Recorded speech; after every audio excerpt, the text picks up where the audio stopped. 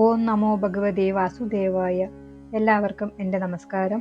ഞാനിന്ന് പറയാൻ തുടങ്ങുന്നത് ഭാഗവതത്തിലെ പ്രഥമ സ്കന്ധത്തിലെ ആദ്യത്തെ അധ്യായത്തിലെ കഥകളാണ്. അത് എനിക്ക് പറയാനും നിങ്ങൾക്ക് കേൾക്കാനും ഭാഗ്യമുണ്ടാവട്ടെ എന്ന പ്രാർത്ഥനയോടെ നമുക്ക് തുടങ്ങാം.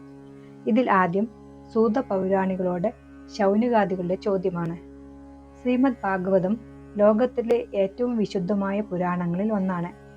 പരമാത്മാവായ ശ്രീകൃഷ്ണന്റെ മഹിമയും ഭക്തിയുടെ മഹത്വവും വിവരിക്കുന്ന ഈ മഹാഗ്രന്ഥം മഹർഷി വേദവ്യാസനാണ് രചിച്ചത്. മഹർഷി വ്യാസൻ വേദങ്ങൾ 4 വിഭജിച്ച ശേഷം അവയുടെ സാരാംശം ജനങ്ങൾക്ക് മനസ്സിലാവുന്ന വിധത്തിൽ മഹാഭാരതം രചിച്ചു. എങ്കിലും അദ്ദേഹത്തിന് മനസ്സിൽ ഒരു ശാന്തിയും തൃപ്തിയും ലഭിച്ചില്ല. അപ്പോൾ അവിടേക്ക് അദ്ദേഹത്തിന്റെ ഗുരുവായ നാരദമുനി എത്തിച്ചേർന്നു.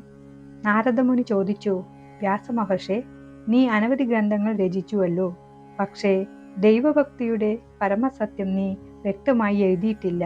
അതുകൊണ്ടാണ് നിന്റെ മനസ്സിൽ അശാന്തി തോന്നുന്നത്. ഭഗവാൻ ശ്രീകൃഷ്ണന്റെ മഹിമയും ഭക്തിമാർഗത്തിന്റെ ശ്രേഷ്ഠതയും എഴുതുക. അതുമാത്രമേ മനുഷ്യരെ കലിയുഗത്തിൽ രക്ഷിക്കാൻ കഴിയൂ. ഇങ്ങനെ നാരദന്റെ പ്രേരണയിൽ നിന്ന് വ്യാസഭഗവാൻ ശ്രീമദ് ഭാഗവതം രചിച്ചു. എന്നാൽ ശ്രീമദ് ഭാഗവതം എല്ലാവർക്കും സുലഭമല്ല. അതിൽ ശ്രദ്ധയും രുചിയും ഉണ്ടാകണമെങ്കിൽ ജന്മാന്തരങ്ങളിൽ മഹത്തായ പുണ്യം ചെയ്തിരിക്കണം. അങ്ങനെയുള്ള സുഹൃതിയുടെ ഹൃദയത്തിൽ ഭഗവാൻ സ്ഥിരമായി പ്രകാശിക്കും. വേദമാകുന്ന കൽപ്പവൃക്ഷത്തിന്റെ സാരമായ ദിവ്യഫലമാണ് ശ്രീമദ് ഭാഗവതം. അതിനെ ശ്രീശുകൻ ആവോളം ആസ്വദിച്ചു. അമൃതരസം നിറഞ്ഞ ആ ഫലം ശ്രീശുഖമുഖത്തിൽ നിന്നും ഇതാ നമുക്ക് കിട്ടിയിരിക്കുന്നു. ഹേ രസിക ശിരോമണികളെ, നിങ്ങൾ ആൾജീവനാന്തം ഇതിനെ സേവിച്ച് ആനന്ദിക്കുവിൻ എന്ന് വ്യാസഭഗവാൻ ലോകരെ ആഹ്വാനം ചെയ്യുന്നു.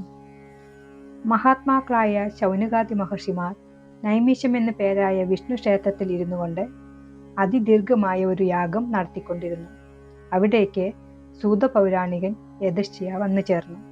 അവർ സൂതനെ സൽക്കരിച്ചിരുത്തി ആദരവുപൂർവം ചോദിച്ചു, ഹേ സൂതമഹർഷിയെ, ശ്രീ വ്യാസന്റെ പ്രിയ ശിഷ്യനായ ഭവാൻ ധർമ്മശാസ്ത്ര പുരാണാദികളെയെല്ലാം വഴിപോലെ ഗ്രഹിച്ചിട്ടുണ്ടല്ലോ. അങ്ങയുടെ അഭിപ്രായത്തിൽ മനുഷ്യന് ശാശ്വതമായ ശ്രേയസ്സിനെ പ്രാപിക്കാൻ സഹായിക്കുന്ന ഉത്തമ അനുഷ്ഠാനം ഏതാണ് എന്ന് ഞങ്ങൾക്ക് പറഞ്ഞു തരണം. കേൾക്കേണ്ടതായ സത്ശാസ്ത്രങ്ങൾ പലതുമുണ്ടാകാം. എന്നാൽ അതെല്ലാം ഗ്രഹിക്കാനുള്ള ആയുസ്സോ ബുദ്ധിയോ ഭാഗ്യമോ ഈ കലിയുഗത്തിലെ ജനങ്ങൾക്കില്ല. അതിനാൽ അവയുടെ സാരാംശത്തെ മാത്രം ഞങ്ങൾക്ക് പറഞ്ഞു തന്നാലും. വസുദേവപുത്രനായി ജനിച്ച ശ്രീകൃഷ്ണ ഭഗവാന്റെ ലീലാകഥകളെ മാത്രം ഒട്ടും ചുരുക്കാതെ തന്നെ പറയണം. ആ തിരുനാമങ്ങളെയല്ലേ മനുഷ്യൻ നിരന്തരമായി സ്മരിക്കുകയും കീർത്തിക്കുകയും ചെയ്യേണ്ടത്. ഞങ്ങൾക്കവയെ എത്ര കേട്ടാലും തൃപ്തി വരുന്നില്ല. എന്തെന്നാൽ കേൾക്കുന്തോറും അവ മേൽക്കുമേൽ സാധുകരമായി തോന്നുന്നു. അത്ര വിശിഷ്ടമായ കഥാമൃതം ഞങ്ങൾക്ക് പകർന്നു തരുവാനായി കരുണാമയനായ ദൈവം തന്നെയാണ് അങ്ങയെ ഇവിടെ എത്തിച്ചതെന്ന് ഞങ്ങൾ വിശ്വസിക്കുന്നു. ഒരു സംശയം കൂടി തീർത്തു തരണം. ധർമ്മരക്ഷനായ ഭഗവാൻ ശ്രീകൃഷ്ണൻ സ്വധാമം പ്രാപിച്ചു കഴിഞ്ഞ സമയത്ത് ധർമ്മം ആരെയാണ് ആശ്രയിച്ചിരുന്നത്? സൂതമഹർഷി തുടർന്ന് വ്യാസഭഗവാന്റെയും ശുഗമഹർഷിയുടെയും പരീക്ഷിത്ത് രാജാവിൻ്റെയും കഥകൾ വിവരിച്ചു പറഞ്ഞു.